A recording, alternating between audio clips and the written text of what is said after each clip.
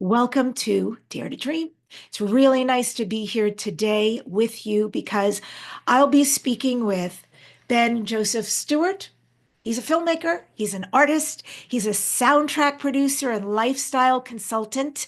And Ben's work has reached millions, and he's collaborated with influencers, many names that you would know, and also platforms like GAIA TV.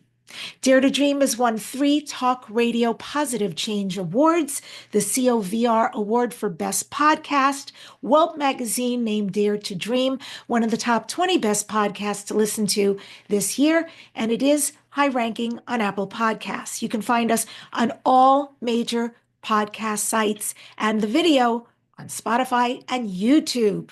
I want to thank the sponsor for this show, Dr. Dane here and Access Consciousness.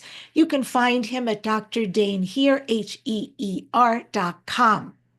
If you'd like to know your galactic history, unlock where you've been through in the entire cosmos, find out your galactic origins. Don't miss this chance to connect with your star lineage. Go to debbidashinger.com/starseed, DEBBIDACHINGER.com/starseed. And I'm very, very excited to let you know that my second episode on GAIA TV is now available. It's great when you go to check out the interview that I just had with George Noory on Beyond Belief. The more people who go there and watch this episode, the more they invite me back. And since this is the second time I've been invited back, thank you guys very much. So go to debbie-shinger.com/Gaia, DEBBIDACHINGER.com/Gaia. And that also gives you a free 1-week subscription to GAIA TV. How does it get any better than that? And finally, upcoming event. I just finished teaching my shaman program, phenomenal. And the next up is April 9th. I am doing an online sacred despacho ceremony. So join us. This is a really powerful way to shift your life, to release what is not serving you, any patterns that keep showing up, and also to bring in what you really desire. I have had miracles in my life from despachos, and I have had people in my classes and my programs. I have unbelievable testimonies of people creating homes to live, relationships, careers, health, much more. So please join. It's only $44, and you go to debbid.net/despacho, DEBBID.net/despacho. All the links that we're giving out during the show are going to be in the show description, in the show notes. Keep it easy. So yes, my guest today, filmmaker and musician, Ben Joseph Stewart, is a pioneer in the conscious art field. Before his touring rock group, Hirosonic, disbanded, Ben had already launched his 3rd full-length documentary with global viral attention. His feature documentary, Kymatica, won Best Scientific Film at the New York Independent Film Festival. After producing the Psychedelica and Limitless series for GAIA TV, Ben went on to produce feature films for big influencers such as The Magic Plant with Pete Evans, DMT Quest, Awake in the Dark, and Unsafe and Ineffective with Aubrey Marcus, as well as Game of Money with Tim Pool. And Ben's upcoming course, The Soul of Filmmaking, launches soon in spring 2025. If you'd like to learn more about him, go to benjosephstewart.com. And with that, I welcome Ben to Dare to Dream. It's so great to have you here. Debbie, thank you so much for that great intro, and thank you so much for having me on your podcast. Well, you know, how perfect. I met you 2 months ago, January, very cold and snowy Boulder, Colorado, and you had just finished your interview with George Noory on GAIA TV. And I was next up, just coming on the set to be interviewed by him. And our friends, Beth Walker, the amazing hairstylist and makeup gal, and also the phenomenal Julie Ross, executive producer, were like, you guys have to meet. I'm so grateful to them for their knowing, for putting us together, for connecting us in the way they did, because, you know, you and I may be working together in the future too. And I love your work. And I just want to say before we get into it, so my episode aired yesterday. When is yours coming out? Do you know? I haven't been told yet, so it might be a little while. I'm not sure. Yeah. All right. But I have to go check out your episode. I'm glad you're telling me this now. I'll blast it out on Instagram. Thank you. That is so kind. I have friends doing that, and I'm super grateful. I also feel like the message is so important right now that you and I speak about. So it's good work we do. Yeah. Okay, so I know you here. Now I know you here and all this incredible work you do. I want to just say that because I've researched you so much and I did get to see your band. What an amazing voice you have as a singer. I was really impressed. Yeah, that feels like a past life, to be honest. That was the first thing that I was going for in life, and film just kind of came out of that around the time I was 24 or so. So I've told people that I'm a musician trapped in a filmmaker's body. I love both the crafts very much, but there's something about music that has always just been native. 100%. Well, I'll give you a little bit of hope there. And it's okay because music will probably find its way back to you. It did for me 17 years ago. I started on radio actually almost 18 years ago. And at the time, because I was singing with a big band and a jazz band. And I just had to look at my life and say, there's so much of me. I have to make a hard choice. I'm either going to go into this world and I had to let the bands know I was leaving, but I was very at peace, right? I was doing what I love, like what you're doing. And then, like 5 or 6 years ago, I was doing plant medicine, and the divine came and said, what happened to music?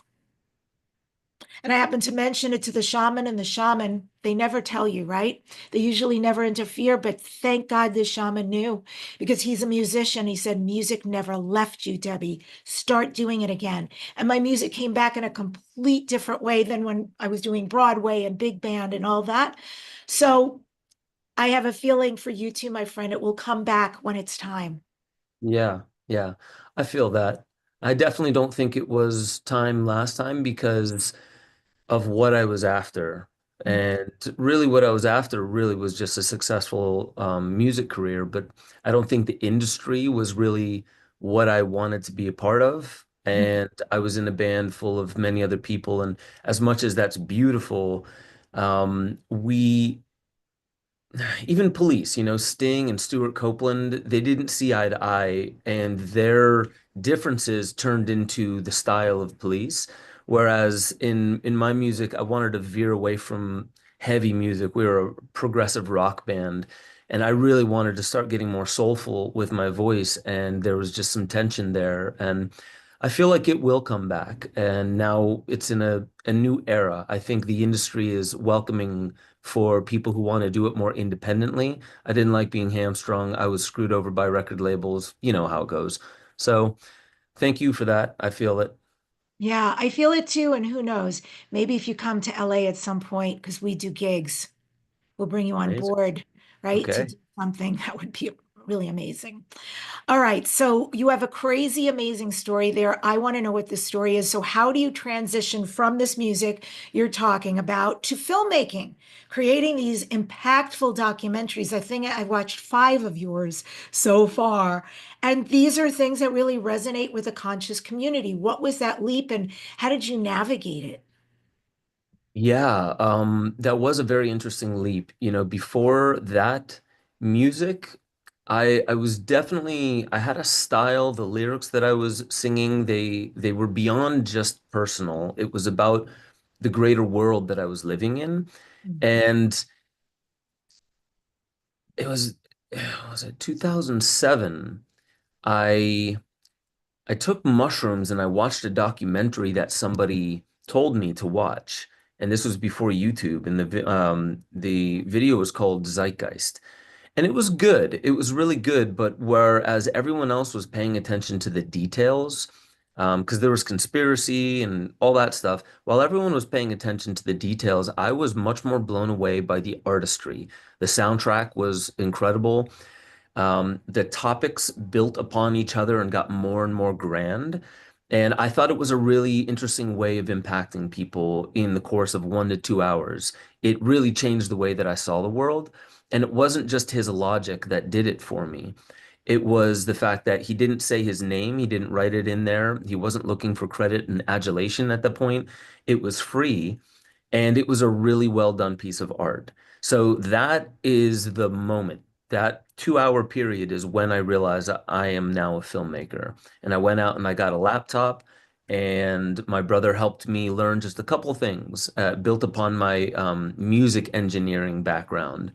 And I learned how basically 6 months later, I had a film called Esoteric Agenda. It was not like, if you look at it with a film critique, it was stream of consciousness. There was no act one, act two, act three, but really it was more about the right idea at the right time of history. People were really starting to want to look into things, but the world wasn't getting so crazy that whereas people were kind of in politics and in kind of like the technical description of what's going on in the world, I wanted to bring people into their interior and really understand the esoteric side of what's happening, meaning our internal consciousness connection with what's happening in the world. And I didn't know how I was going to do that, so I just started. And I used to do poetry before I even did music. And then music just added the musical element to that and added to the poetry. And this was when I decided, I guess you could say I built my first thesis and I put it out there. This was before YouTube. It was Google videos, and I didn't know what viral meant. So I put it out online. I sent it to 15 people, and a month later, there was just about 1 million views. And then a few months later, it was up close to 10 million views. I had no concept for how this was happening. And so I scrambled to make a website, and then people were like, "Where's your DVDs?" And I was like, "Oh, yeah, I should probably have a product." And then people were asking me to travel around the world doing speaking gigs. So I was, in a sense, it was trial by fire because all the things that I never trained to go out and do public speaking. So everything it was a form of nakedness. Like all of my flaws were on display. But I think what people saw was that I was genuinely there for a reason other than trying to sell my DVDs. I often forgot my DVDs. I would just show up and because I really wanted to talk. And I would say the one thing just to kind of put a button in the story is I was still in the band for a while after I made my first 3 films.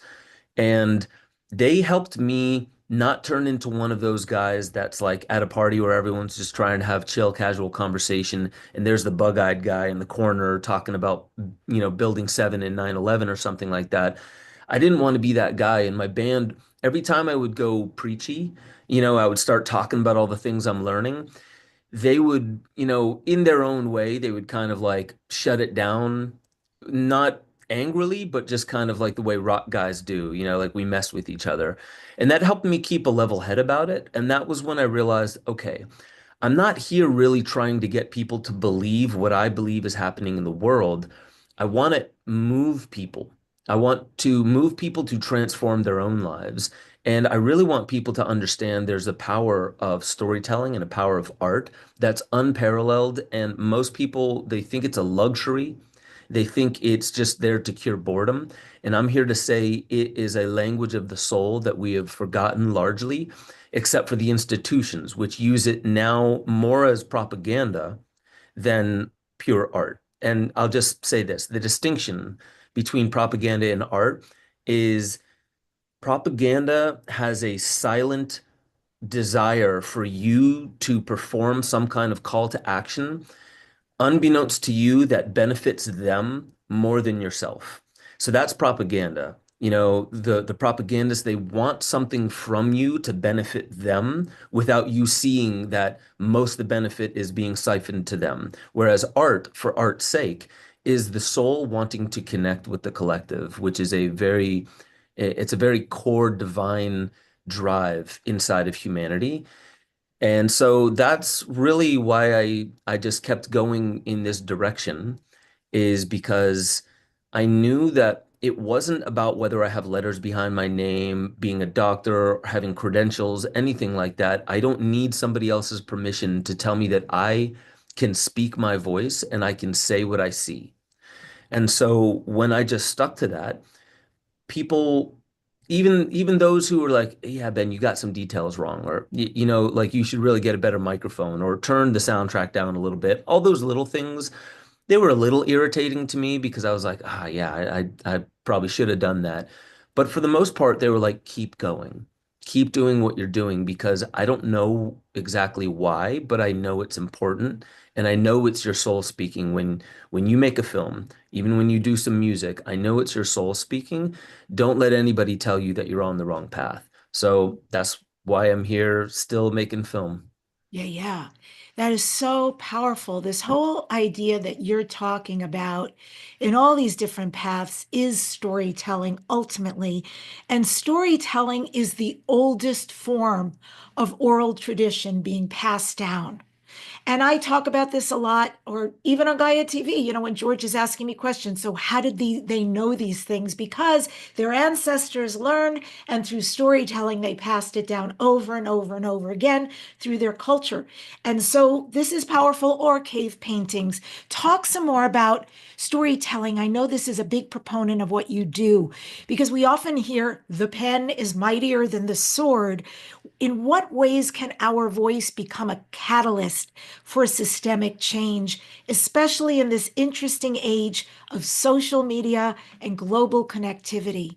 Mm. Yeah, well, I say that story is a technology of the soul, and it has not gone out of style. In fact, it has been scaled in every corner of advertising, in every industry.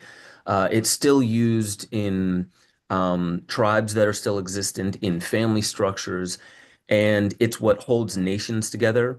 It's what starts relationships. It's what ends nations and relationships. So story, if you really think about it, so we're using the English language, and this is how, for the most part, we tell our stories. But we also intonate.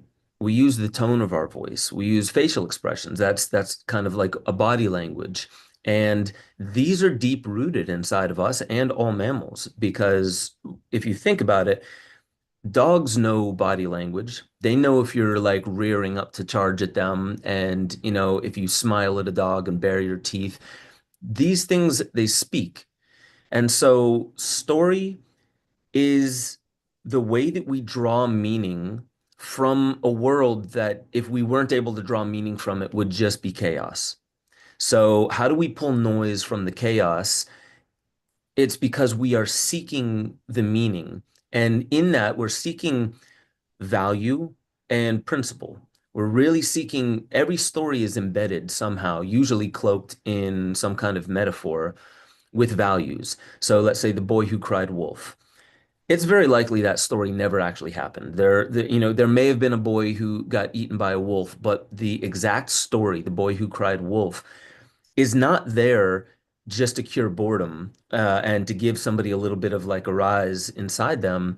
It's really to show you, hey, there is a cost to lying in a social structure.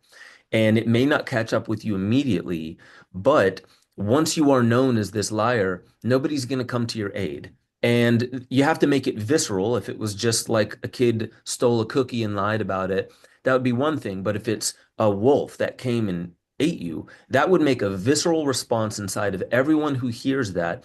And that would drive deeper into the psychological root of who we are, that lying has a cost. So this is a way to, and very much so, like you said, in oral tradition, generationally transmit very important values that hold us together. And so, right now in the world, there are certain values that we all uphold as a society. And those things weaken at times and those things strengthen at times. And the way that we transmit what is of value, what are we going to rally around, what is worth going to war over and killing strangers over, how do we convince people of that? We do it with story. I was in the military from age 17 to 23. Really? Hmm. I would never And guess. What part of the military? Air Force. I was a crew chief, so like a mechanic on the C-130 aircraft. And I actually really appreciated being in the military. And when my time was up and they were waving $20,000 in front of my face, I decided to try my hands at one of the hardest industries in the world, music, to drop into. I learned what I needed to. There was a lot of camaraderie. It's very beautiful in that A respect, lot of but discipline too, isn't there? very much, very much. And I also, at this time in history, I'm not one of the ones that really try and like diss the military or diss the way that our culture is set up. But I will say I didn't want to be in the military because I want to be able to say no if I disagree with something I'm being told to do. And so the power of story for me, and it's the same with art. It's a language of the soul, and this, for my entire life, it's been congealing around what I'm now teaching in as you said, the Soul of Filmmaking course that's coming out. But the reason I called it that, not the business of filmmaking, not scaling of filmmaking, not, making money with filmmaking, it's the soul of filmmaking, because I really do believe that it's more than just necessary right now to reconnect people with their voice. Our voice is a way that we can connect with others. And it's a way of, in the same way that a baby needs touch or else they die. They literally need to be touched. They need that oxytocin. They need to pair bond with a tribe. We are a social species.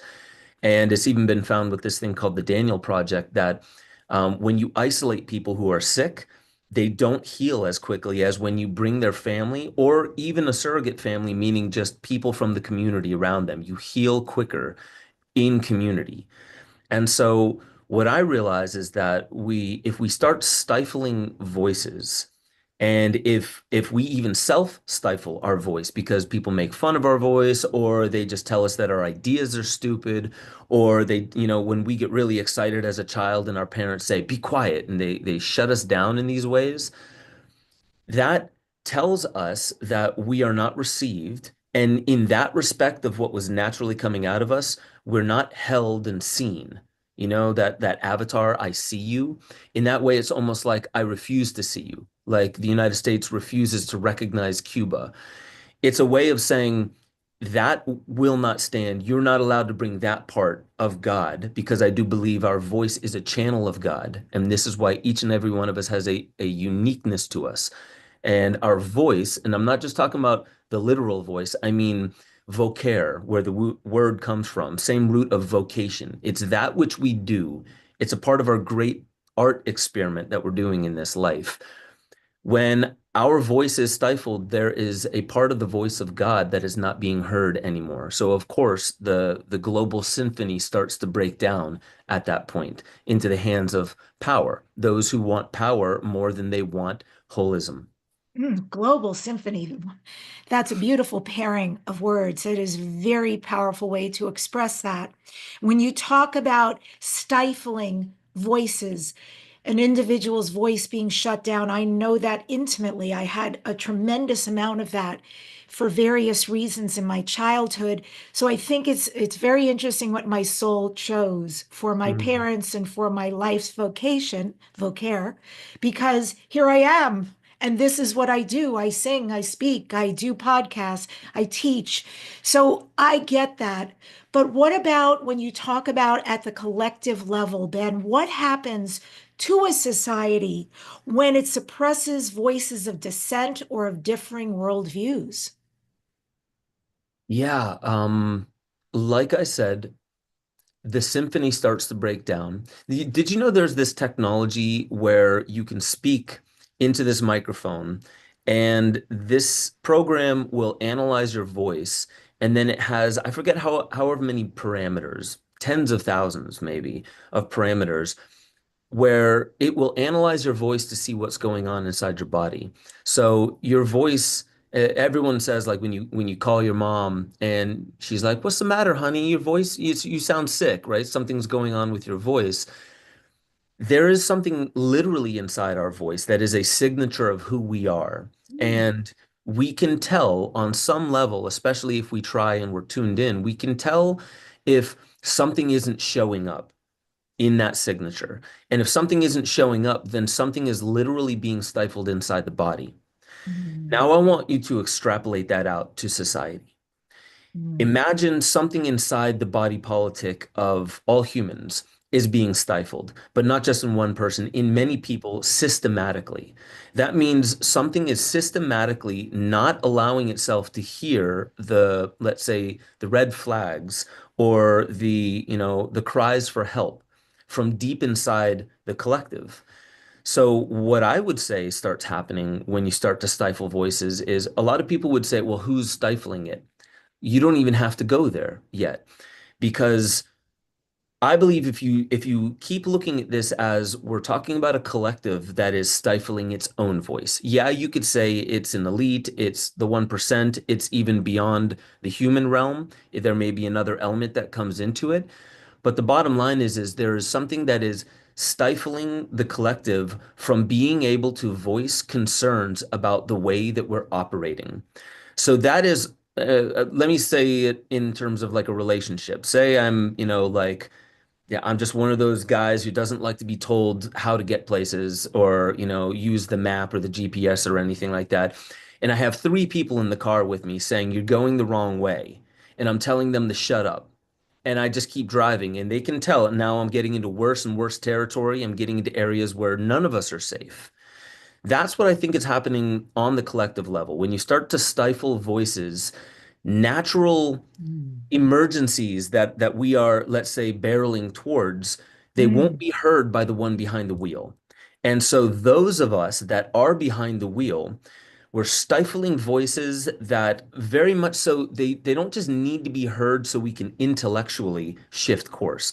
They need to be heard because we need to be put on call when we are not in our center, and others need to be able to be held in that space when they can see something and they want to call it out because all they're asking for is harmony for the most part.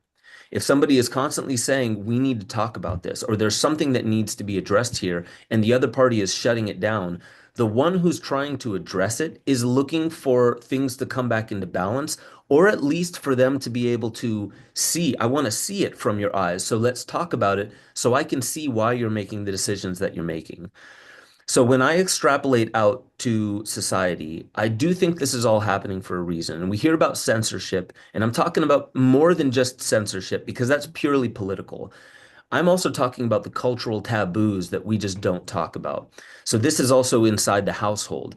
When a child comes and says, like, oh, I'm playing with my imaginary friend, or I see somebody over there, and, children are open and we shut it down because mm, maybe we love that child and maybe we want what's best for them, but we don't think they're going to fit into society, the society that we have modeled in our head.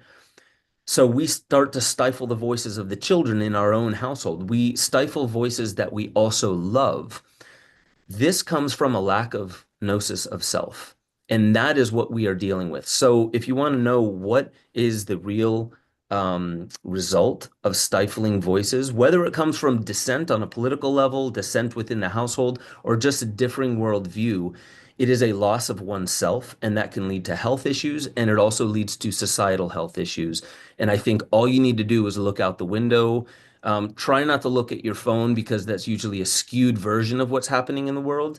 But it's also evident when you just look out the window. People are uneasy. We call this volatile times. We blame politics, but what it really is if we knew that we don't need other people's permission mm, to speak our voice and to stand up for what it is we know we must, then we come to realize it is us that needs to stand up. It's not some legislation that needs to get passed. We are the ones that need to come back to self. And to do that, we really need to start using our voice. And to me, when I'll end it on this, when somebody is saying, I don't know what to do, I'm kind of stuck in life. The worst thing to do is, well, just sit there and don't do anything for right now. Right? That's the worst thing to do. No, you say, well, have you tried anything? Have you tried breathing? Have you tried talking to somebody? Have you tried connecting with community? We need to start using our voice even if others tell us you don't know what you're talking about, or you don't have the credentials, or you're not allowed to speak in this venue here, we need to do it anyway. This Mm. is a form of radical, it's rebellion on a social level. It's not violence, and it's not without care. But it's in the same way that if I was in an abusive relationship, I would keep saying it until I felt heard, or I would leave. I wouldn't just sit around. So I think this is the state that we're in as a species, but the key is inside us. Oh, it's so beautiful. Yes, because narratives shape reality.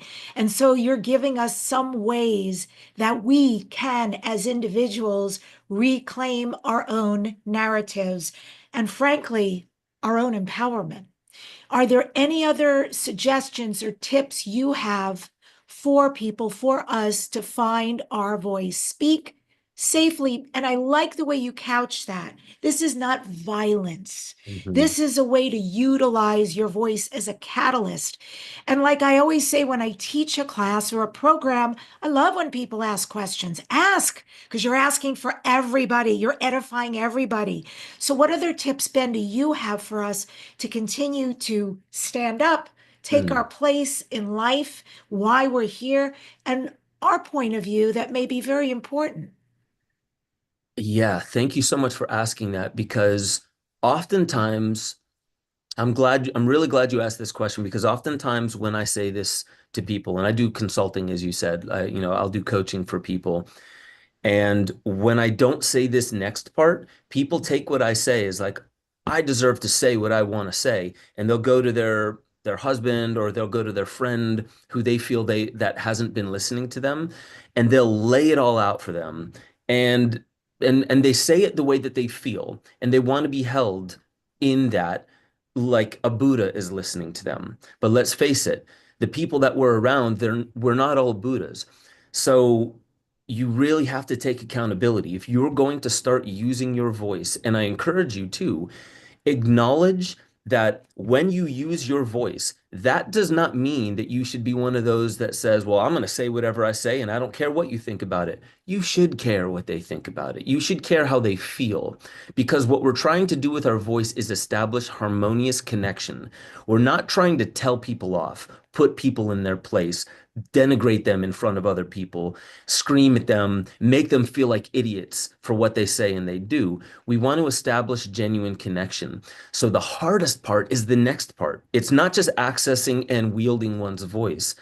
The hardest part is actually standing in the face of what the reaction is when you use your real voice. When you say, I do not feel like I am being treated fairly in this relationship, and that thing that you said really hurt me. And if you stay really centered with nonviolent communication, which is, here's what I felt, and this is the story in my head. I'm not going to project it onto you and say, you are this, and you did this, and you meant it that way. I'm going to say what I felt, and here's the story in my head. Then what you have to do is listen for the feedback. And this is when we get into the internet generation and the social media generation. You notice how it's people say, oh, we're getting worse. People are being so mean to each other online. What I would say is, all you did was you visualize, you allowed for other people to see the way that people talk to other people in their own heads, the way that we kind of mouth off to people, feeling safe behind a computer, not face to face. So when you can see somebody's eyes, especially if you're in physical presence and you're breathing the same air, and you stand in your power and you wield your voice and you look into their eyes, you have to let them speak back. And if you can hold that and say, whatever the response is, but hold it without firing back. Just hold it for a moment and show them an example, like what the Native Americans did in council. If somebody spoke, even if it was not a popular view, everyone would take one breath before anyone responds. And that to me is a sign I'm not just going to hop in as soon as you finish talking, because that shows that I'm triggered. If I take one breath, it at least signals to you I'm taking a moment with this. And one breath is like a revolution of consciousness. It clears a little bit of charge, and it gives you a moment to be, okay, how do I want to say this? What should I say? Is it time for me to point right back at them, or do I just reflect upon what they said? Do I say thank you?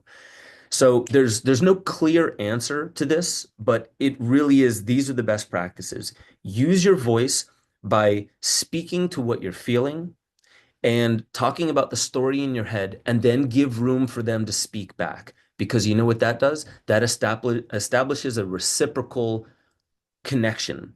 That is the only starting place where harmony can come from.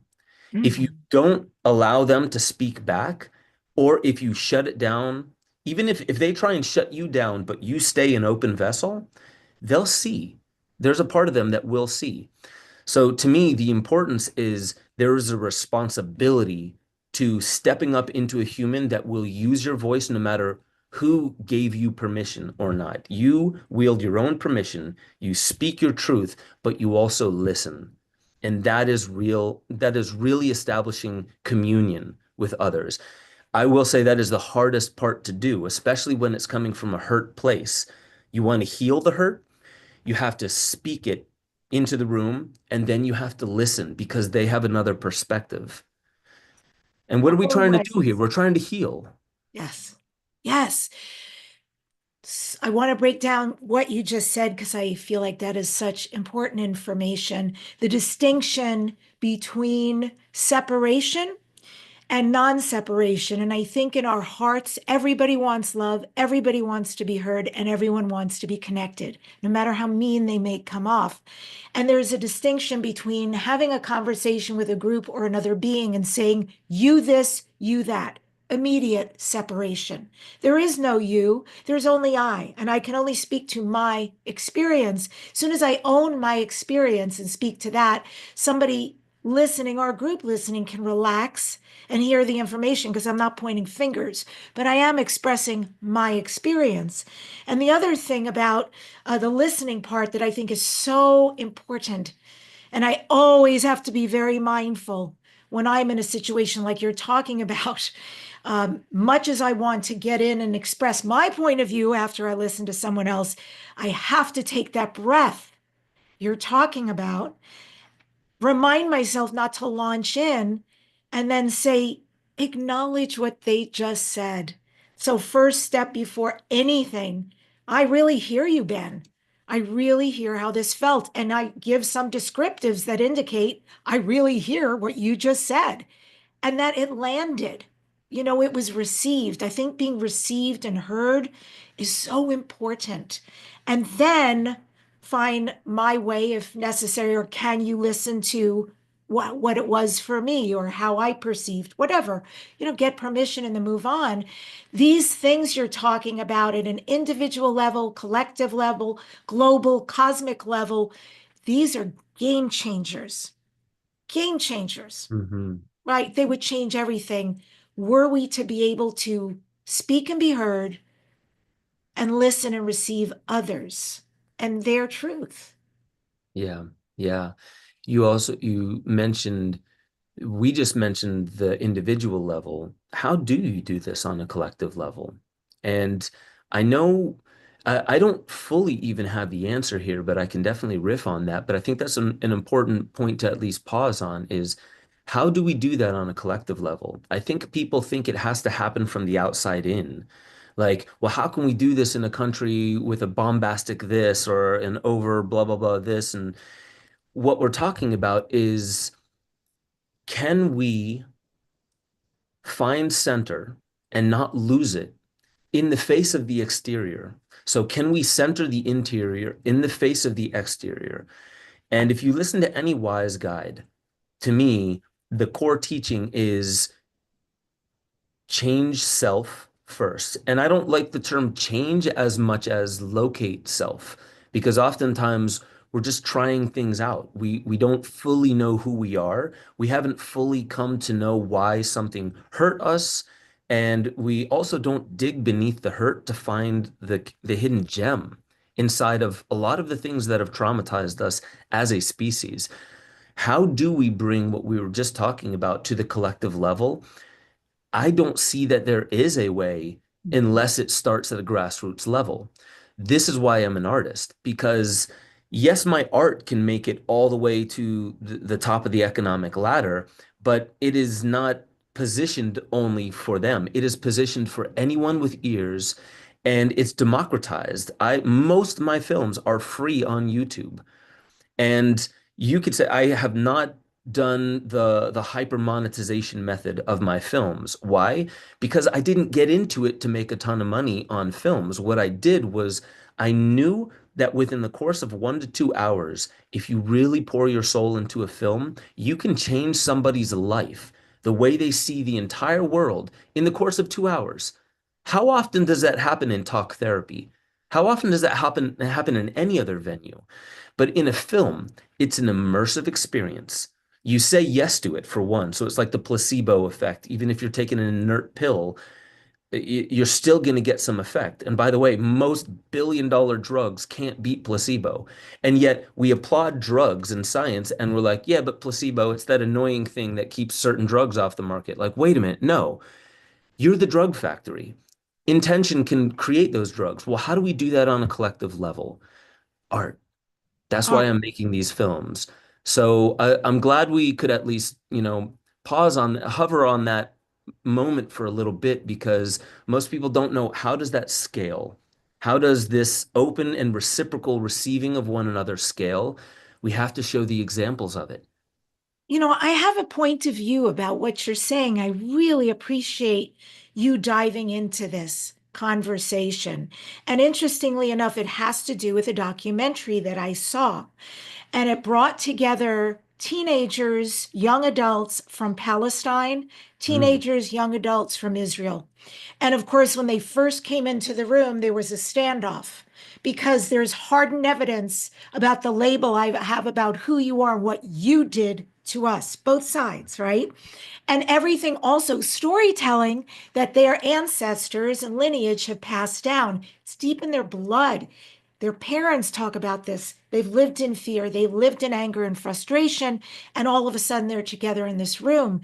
And as the weeks and weeks and weeks go by with this experiment, you see as they have a forum to talk, exactly as you're describing, Ben.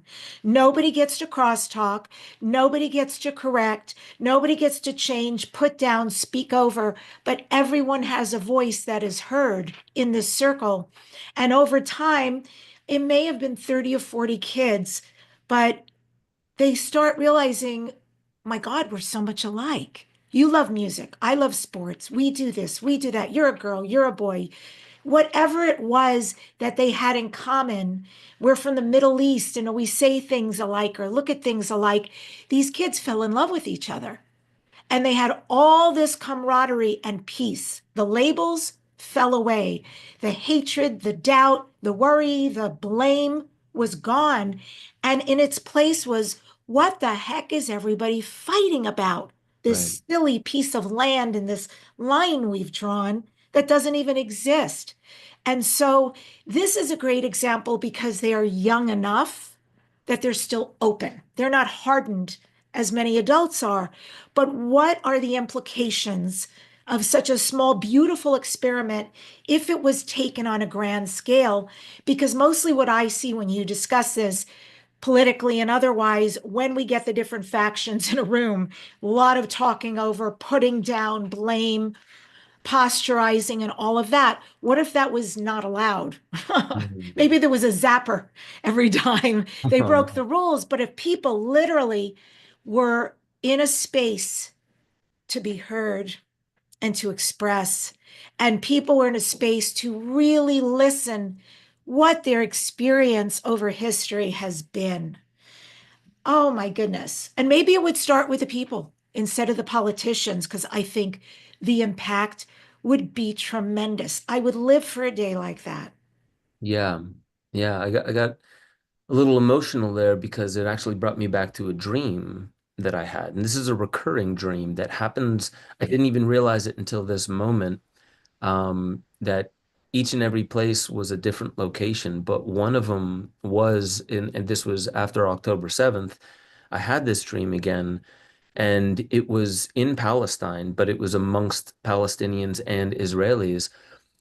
And see if I can get through this. They the children, they could sense that there was no political solution. There, actually, the politics are almost intentionally, but not, almost intentionally designed for this to be an ongoing thing, not something that has a way to resolve itself. So in the dream, the children just started singing and it didn't stop. And the singing got louder. And then the children from across that line started singing. And they were all singing at first seemingly different words, different songs. But the more people that came in, and eventually the adults couldn't help themselves, they just started singing too. It all became one song. And that was the only thing that bridged the gap of such an obstructed highway of communication that has been bombed to hell, if you will. It was singing. It's beneath the words, and politics is built upon words and concepts and ideas that very much so live in the lingual centers and in our concepts and ideas. But when you sing, it's deeper down the spine. It's from the heart and it's from the gut and it's imbued with all the pain, generations of pain. And when all that pain mixed in song, it started to heal on a level that none of them knew how to talk about. All they could do was sing it. So I think these things, they need to be addressed deeper than legislation, deeper than geopolitics. I just don't know what that is and how that starts. Mm. Wow. Thank you for sharing that. That was like goosebumps and also moving for me to hear, because my first language is music. Hmm. And I just feel like you may be onto something. Maybe that dream was prophetic. And what an amazing documentary that would make if you could go to these war-torn places and bring the different countries, the opposing countries together, maybe starting with the younger adults, and use a method like this to break down the barriers. Oof. I can feel the implications. And I want to ask you, because we're bordering on this subject some, if you see parallels between past civilizations that have done this, this way of storytelling, this way of communicating, this way of edifying the generations, and then what is happening today, past civilizations and today, are there a lot of differences or are there a lot of parallels? Yeah, well, where do I begin? Because the first thing I want to say is, I'll start in Hawaii. In Hawaii, everyone I met there comes from royalty, and it's a smaller population, so it's much easier. But they told me a lot about generations ago. I'm forgetting all the names now, but in order to court somebody from, a neighboring village, obviously they're all Hawaiians, but a neighboring village, in order to marry into that other family, you would stand before their family and you would sing your lineage. You would sing the names of your lineage. Oddly enough, if your voice cracked, if you made a mistake, that was tantamount to losing the marriage. It's the same thing with the Bhagavad Gita. So in India, they would remember these scripts, like, the Rig Veda, they were not written down, they were remembered. And that was the point of it. Once you start writing it down, the worry was that you wouldn't have the imprint, the sonic, and whatever just the hearing of words in your head, that imprint is not inside you. If you have to recite it from reading on a book, then this is where it exists. Mhm. And it's the same thing in Australia with I like to call them the originals. That's great. They would travel by foot through their vast deserts to Mhm. find a 1 meter little hole in the ground where water was stored, the only way they could survive. But how did they, through this endless, monotonous desert, find this thing that you could only see if you were like a meter away from it? They would remember the song. and a song would guide them there. So there's something that's deeper inside of our memory that comes from singing, and it's also very much so it touches base into the songs of our religion, the songs of our lineage, the songs of understanding our territory, all that lived inside us as a song. And language, maybe it's 50, 100,000 years old. We don't know. We don't have the written record to really know. But when we started writing it down, first it was, let's say, on cave walls. That wasn't portable enough. So you make clay tablets, but you drop that and it breaks. So put it on papyrus. Eventually, the scribes, there's not enough of them to make as many as you need because more people are becoming literate. So the printing press, and now everything's on the cloud, and now AI is generating language. There's something about language that is evolving outside of us. It's externalizing itself and imprinting itself into the physical world. So I don't fully know how to answer you there, but I think if we look back into the ancient world, they literally embodied their religion. They literally embodied the memory of the land where they buried all their ancestors. We don't even bury people in the ground anymore. We put them in weatherproof bags before we put them in the ground. So we're not even returning to the earth. There's something about not embodying our wisdom anymore except for an elite class that seems to have a different kind of education. And I by no means make it sound like that is the problem. It's not. It's the symptom of the problem. We are forgetting. And I think one of the solutions is first to acknowledge that when you have this corpus of empirical wisdom out here, and then we academically go to access it and we reference it and verify it, none of that lives inside us anymore. So there is a way that we're talking about wisdom and knowledge that is not. It's not the same kind of wisdom and knowledge that we had in the past. They had a visceral, somatic experience with their wisdom. Nowadays, it's very much so an intellectual and analytical connection to our wisdom. So the rest of our spine is cut off. And there's a lot of neurology in the heart, in the gut, your entire fascial system, your neuromyofascial system is an entire thinking apparatus. And yet we are very disembodied. We're very sedentary these days. Most of us don't really know how to move around on the natural ground without shoes on that insulate us from it. So we're disconnecting from something very largely, and we call it modernization. So I don't have the answer for you because I don't pretend to know how to unravel that. I don't think it's a regression. I think it is a move forward, but it's a reclaiming, it's a reclamation of all that we were. And I do believe this is what the rapture will be. If there is any legitimacy to that being a prophecy that will fulfill itself, that rapture, to me, it's not the one where some of us are taken up into heaven. It's this revelation where the veil is lifted, which is what apocalypse means. It means the lifting of a veil.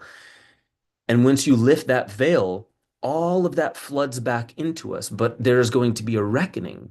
Imagine if society were to fully reclaim all that we have lost. There is also going to be a lot of deep sadness there, a lot of rejoicing as well. But there's going to be a lot of things that we realized we have not been owning inside of us because we didn't have the bandwidth, we didn't have the capacity, and there's no infrastructure to own our part of this play. So I don't really know what the answer is, but I see so many people trying to exclude parts of reality, even excluding technology and being purist and saying all that's the devil, this is where God is. And my answer to that is if we're going to use the word God or the all-pervading, all-permeating intelligence out there, why would it allow any of this that we are saying is not of God? Why would it allow for that? And I believe there's a very good reason for that. I don't have the direct answer, but it's a part of the lesson that we're meant to learn. And that lesson is not up here. It's not fully up here, I should say. There's a full somatic memory of it.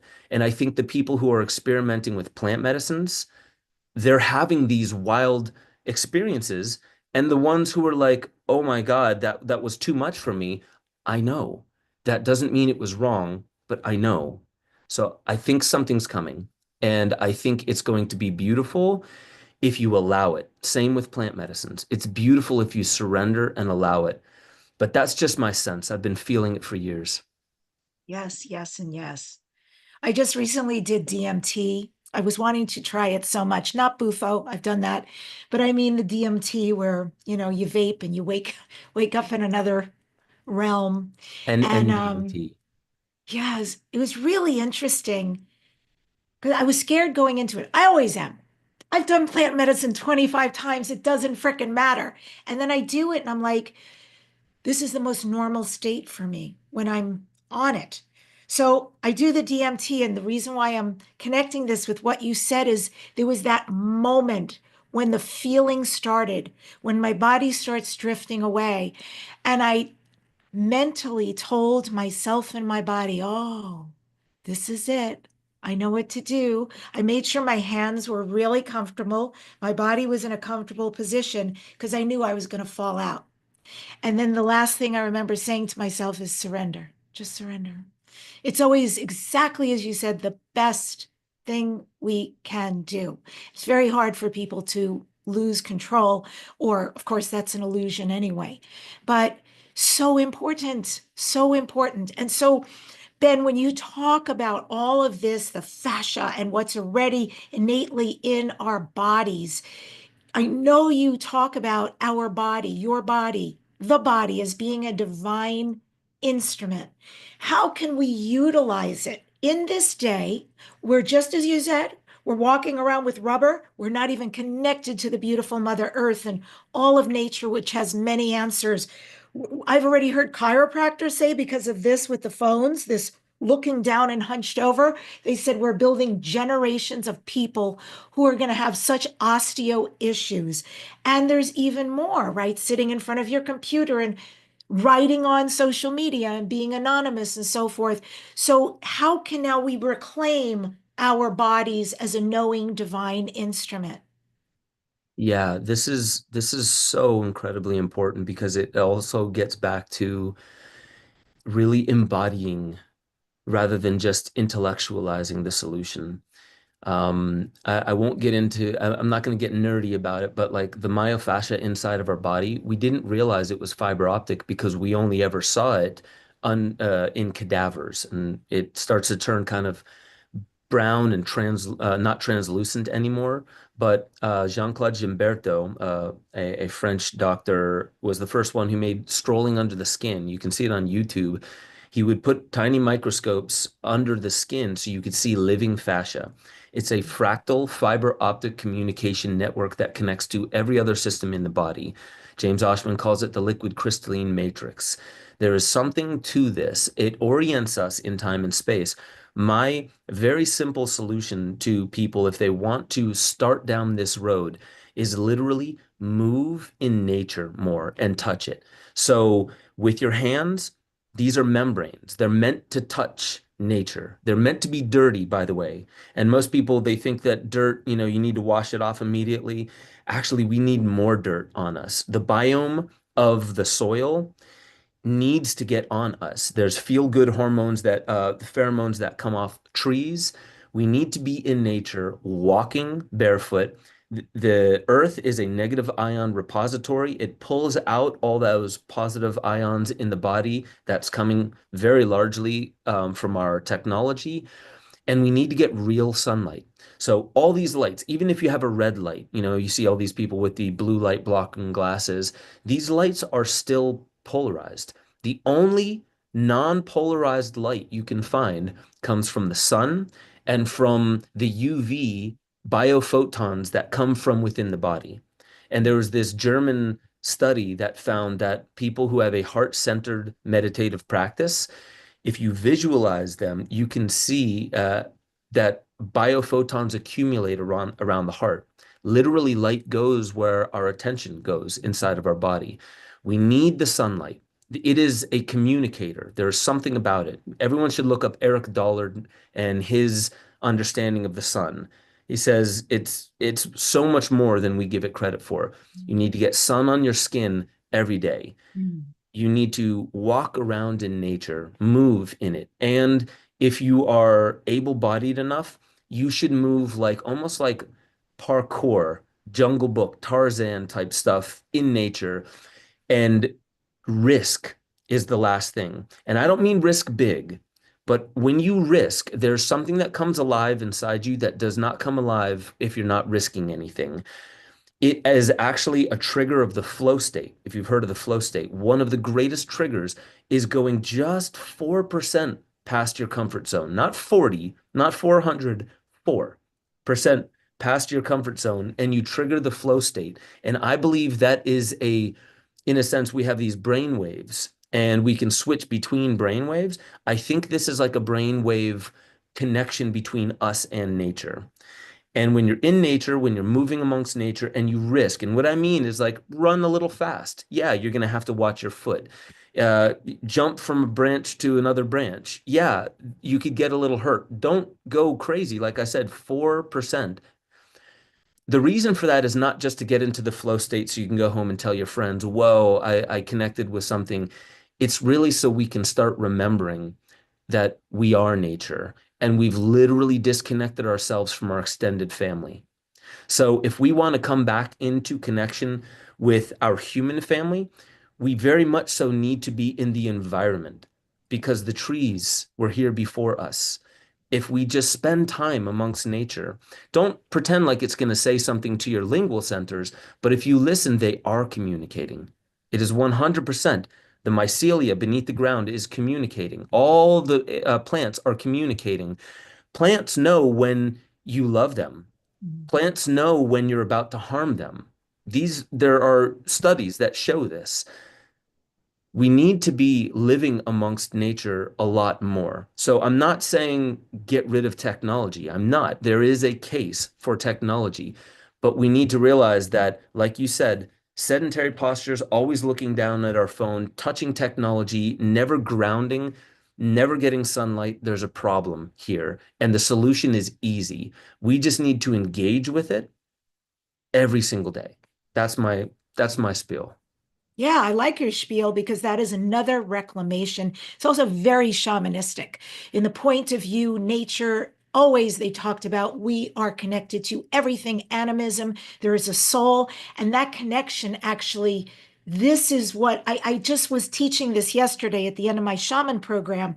Like, of everything I just taught you, of every healing experience you had in this program, you want to know the one thing you could do? Take off your shoes, go out and ground in the earth, talk to Mother Earth, and then take it another step, go out in nature. People don't realize till they start making this a practice how profound it is. Talk to a tree, put your hand, ask its story, tell it your story. And further, I want to say to your point, when you talk, very interesting, you would bring this all together with risk, because I just heard this incredible clip my brother sent me. It was from Andrew Hoberman and David Goggins having this conversation that there is science about the will to live. And every time you do something you do not want to do, oh, I don't want to work out. Oh, I don't want to have this conversation because I don't know where it's going to go.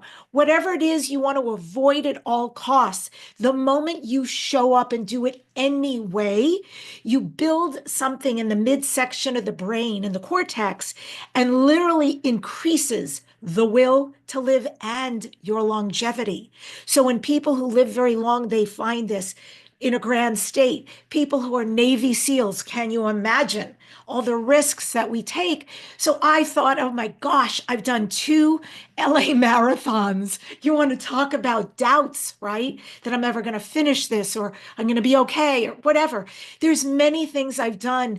And I was so proud listening to them talk and thinking about how many things I've overcome and superseded in spite of myself to do anyway. And like, yes, this will to live. So when people listen to you, I want to remind them of that factor too. You're also developing longevity by doing these beautiful practices for your Yeah. body. as divinity. That's a really good point. Andrew Huberman, he says dopamine that arrives without effort destroys people. It literally destroys them. Interesting. Technology, you've got mail, Mhm. social media, dopamine hits. This is not effort. This is not like, oh, I gotta really get in that ice bath or I gotta do that marathon. What he's saying is there is way too much evidence to ignore. It destroys people. So what he says is that doesn't mean throw away your phone. It means the first thing you do in the morning, do the hard thing in the morning. Why? Mhm. Because it resets your dopamine rhythm. And when you reset your dopamine rhythm, you will get to bed easier. You'll get to sleep easier. You'll have more restful sleep. Mhm. And there's something that when you know you've done it, you did the hard thing, later in the evening, your serotonin will show up in more full force. And serotonin is that evening thing that allows you to look around and see what you've built and be happy that you have a dog and a family and all that stuff. We need those cycles, but it really does start first thing in the day. So look at your day as a template and remember that the morning is exceedingly important for setting the tone. I will do the hard thing first thing in the morning, then I'll have my coffee. Because if you have your coffee first, or if you're a smoker and you have your cigarette first, all these dopamine hits that you give yourself before you do any effort, there is way too much evidence to ignore that that's destroying people's neurology and it's making it hard. Children that have that problem, they have a very difficult time later in life accessing the will to do anything difficult at all. So that will to live that you were talking about. So yeah, I fully agree. We need to be in nature more, but we also need to be challenging ourselves. And I think that's one reason why we would call this the school of life. If it wasn't supposed to be hard, then or I'll say it this way. When we do the hard thing and there's an intrinsic reward that that it's well within our agency, there's something that should show you that you did that without needing to buy a product or to hop on another product and look to see if anyone's talking to you. That's hope. You don't need hope. All you need to do to get into that cold plunge or to run that marathon or to do that exercise first thing in the morning or to even meditate, because meditation is hard. So consider if you want to do the hard thing, meditate. If you don't want to get in that cold plunge, meditate. There's something about that that really does it, resets your dopamine. But in more layman's term, it reminds you that you're the one steering this, or you're the one authoring this story that you're telling with your life. And if you don't author it, somebody else is authoring it for you, and they're doing it impersonally and without care for you. Yeah. So I got to ask you, Ben, what's difficult for you? What do you buck up against when you wake up in the morning before your cup of coffee? And what do you do to build that? Hmm. So I have four kids. I have an 8 month old, I have twin 6 year old boys and a 9 year old daughter. Um, every morning I'm already doing the hard thing. But I would say for me, because that doesn't mean, oh, I'm good, I don't need to do any more. What I would love to do with them is actually stay more present and engaged with them in the morning, not just let them play around and me kind of be in my head thinking about the things I need to do. I need to slow down. I work, I work, I work, I work. And the hard thing for me is not the work anymore. The hard thing for me is slowing down, smelling the roses, sitting with my children, looking in their eyes. I do this, but first thing in the morning, what I would love to do is also challenge them more to join me in the hard thing because there's this thing that I don't know if it's this cultural dad thing where I'm like, I need to take on all the burden so they don't have to do anything difficult. And that actually became a problem where I was like, wait a minute, no, I think what a father is meant to do is help encourage them to engage with their hard thing so they have learned to fish. Don't just give them fish every morning. help them find it within them and to establish the routine, the structure, to and the guidance to really know that it's beautiful to do the hard thing. Delayed gratification is better than instant gratification, but you won't know that unless you personally engage with it. And I think we are in a society where we've forgotten that everything that we have, most things that we have are here because society wished for a lot of convenience. We don't really know a world where when it's hot outside, you can't turn on the air conditioning. We don't know a world where like where do you get water? Oh, you have to find it from a stream and then boil it. And the first thing you do when you wake up is you need to think, do I have to trap or harvest or do I need to find my food? We're in convenience land, and that's okay, but we've forgotten where it's come from. So now we've lost ourselves amidst utopia. This could be utopia, and we've lost ourselves amongst it. So we don't know where we are, and so we invent problems.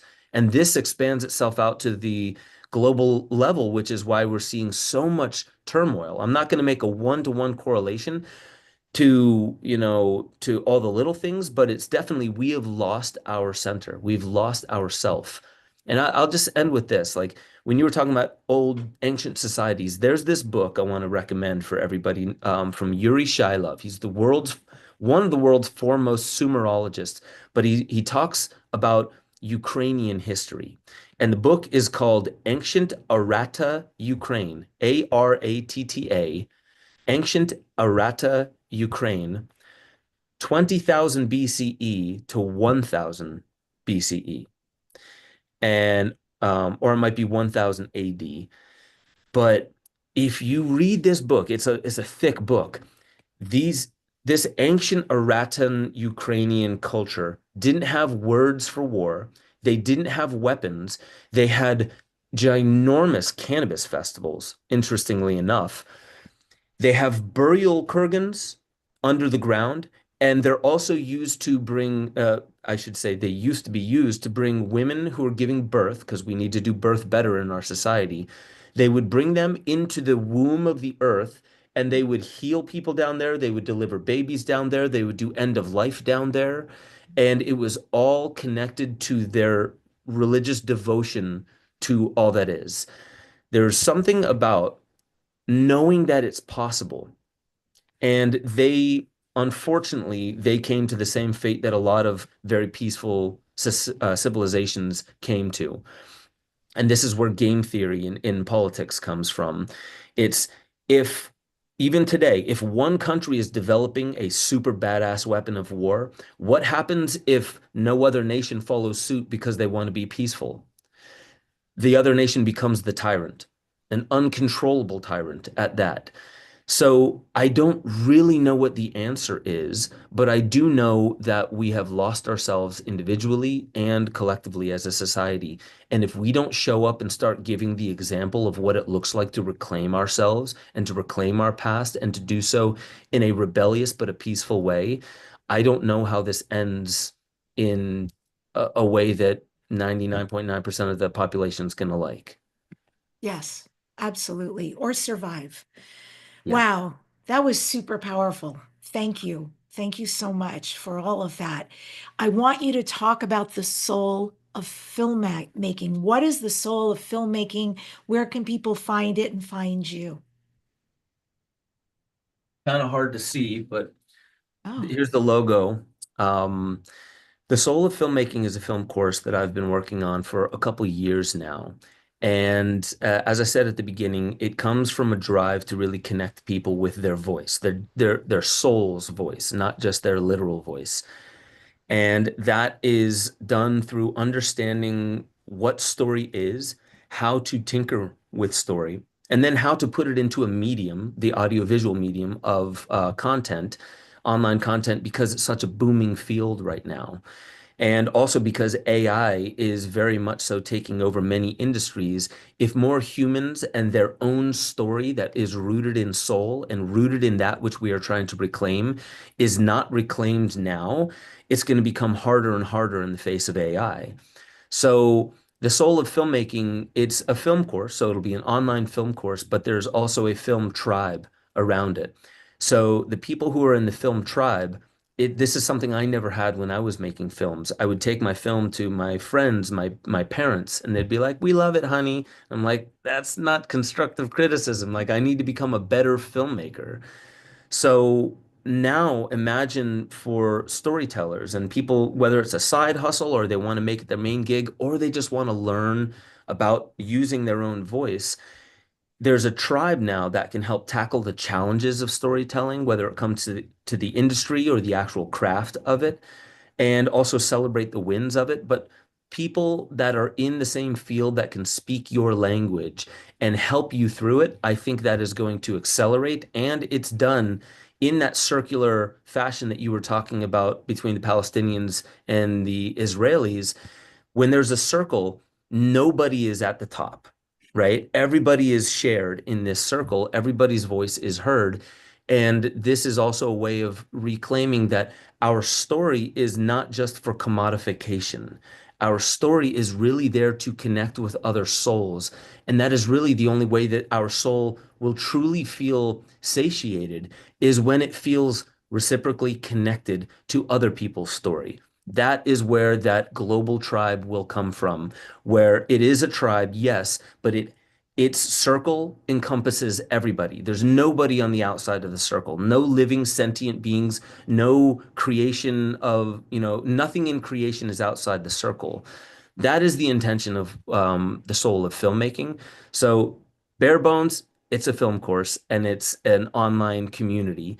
And to the heart of it, it's an attempt to reconnect people with a voice that's been stifled, and that's our soul. I don't just want people to be able to say whatever they want on social media. I want people to know why to choose what words or why to adopt and embody what kind of storyline. Because I'll just end on this. Take any producer, any story writer whatsoever. There's a signature to what they do. There's a signature to it. Have you messed around with AI, ChatGPT, anything like that? 100%, like quite a bit. A lot of AI. Yes, I like it. I think it's beautiful, and Mhm. it is an ally, Yeah. but its signature isn't there yet. It might be there soon, but its signature isn't really there yet. So I want people to connect with other people who have a story, and that story is connected to their lineage, and that lineage is connected to the land, and that land is connected, or that land connects all peoples. That's really what I'm trying to revive through what you could call just a mundane industry. It's an industry. It's something that's been commodified. I'm not denying that side of it either. I think people should, if we're going to use this economic system the way that it's being used, then plug into it and use it, but use it on your account. Use it according to your soul instead of I really actually like what's happening with influencers online because to me, it's a democratization of people's voice. It's like democratizing Hollywood fame, but people are like into the fame part of it more than I get to reach many more people because of this technology than ever before. So let's not demonize the technology. Let's use it according to our soul, not separate from it. Beautiful. Absolutely beautiful. Where can people find you, Ben? I know your website is benjosephstewart.com. Where else can they find you? Well, definitely go to Instagram. That's the only social media I really use. I am on X and Facebook, but I never go on there. So find me on Instagram. That's instagram.com/Ben Joseph Stewart. I am very engageable. You can DM me. I talk with people there. It's beautiful. But definitely go to benjosephstewart.com because that's where you can find the links to all my social media. It's where you can find all the work that's coming out, my blogs, my exclusive content. You can sign up, become a member, and I do weekly content on what I see is happening in the world. And I made it exclusive because YouTube was kind of shutting down things that I was saying a few years ago, and they don't do it to my subscriber thing, so I have it there. So definitely go to benjosephstewart.com, and soon the website will be live, and it'll be souloffilm.com. Okay. And Ben, this is Dare to Dream. What do you next dare to dream? What are your future dreams and goals? Yeah.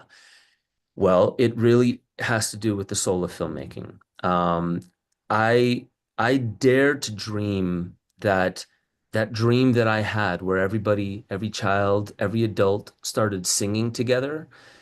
That's a story, you know? The stories that I'm talking about, they don't have to be put into language per se. Um, what I dare to dream is that the technology we're building today actually dovetails with our higher potential. So its higher potential and our higher potential dovetail, and it allows for a more beautiful outlet for the stories that are embedded within us that need to connect with the whole.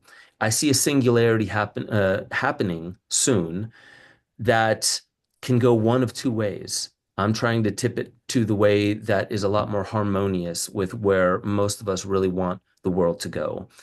That's what I dare to dream. I want to see harmony, but I want to see people using, I want to hear people using their voices.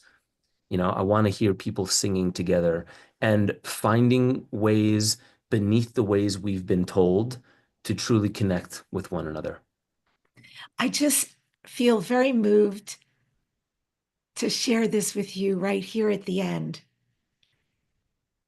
I've had something so strange happen for the past 2 months out of nowhere. And I use my calendar. Without a online calendar, I would never show up, even for this show. So every day, my beautiful thank you technology calendar tells me where to be, who I'm speaking with, what class I'm teaching, everything. And 2 months ago, out of nowhere, I had something pop up. I'm going to look it up so I say this correctly. Oopsie. And I want to just read this. I have to go to a Thursday because it only comes up on Thursdays. And here's what it says. I didn't write this, but it's on my calendar. This is the quote. The ancient ones want us to sing love songs to the collective. And every Thursday it comes up. The ancient ones want us to sing love songs to the collective. And I first started thinking, what is this? Why is this? Who wrote this? Nobody has access to my calendar. And because I have such an interesting life interaction right now with a shamanistic lineage, with extraterrestrials who definitely play this beautiful role in my life, I just assumed that they had a part in this gorgeous reminder. And so I felt to cap off what you're saying, maybe it's not just for me. Maybe it's for all of us to remember to use our voice. Whether you say, I can sing, I can't sing, it just doesn't matter. To use your voice to sing your song out loud on this planet right now, because the ancient ones, our ancestors, they're waiting for us. We came here to heal humanity and to heal the earth. And so maybe for Ben's vision, for the ancient one's vision, for all of us, it is time to sing our song, to tell our stories to the collective, to right the ship that we're on called Earth, and to really make the difference we came here to be. You're such a beautiful soul, Debbie. Thank you so much for doing what you do. Thank you too. I really appreciate the human that you are, the work you do, and all the wisdom you shared, Ben. Beautiful show. Thank And you. folks, I end today's episode with this from Mary Oliver. It is called Mysteries, Yes. Truly, we live with mysteries too marvelous to be understood. How grass can be nourishing in the mouths of lambs. How rivers and stones are forever in allegiance with gravity, while we ourselves dream of rising. How two hands touch and the bonds will never be broken. How people come from delight or the scars of damage to the comfort of a poem. Let me keep my distance always from those who think they have the answers. Let me keep company always with those who say, look, and laugh in astonishment and bow. their heads. Subscribe to this #1 transformation conversation, Dare to Dream with Debbi Dashinger. Please leave comments and share this with people. As you subscribe, you allow others to also find this show and this very important conversation. In the next weeks on the program, I'm having Bob Frizzell on, talking about the secret history of the Earth and Merkaba activation. Then Tyler Ellison will be here, and he'll be channeling the Sasani beings. And then after that, Barbara Hand Clow. Thanks for joining us today. What is your story?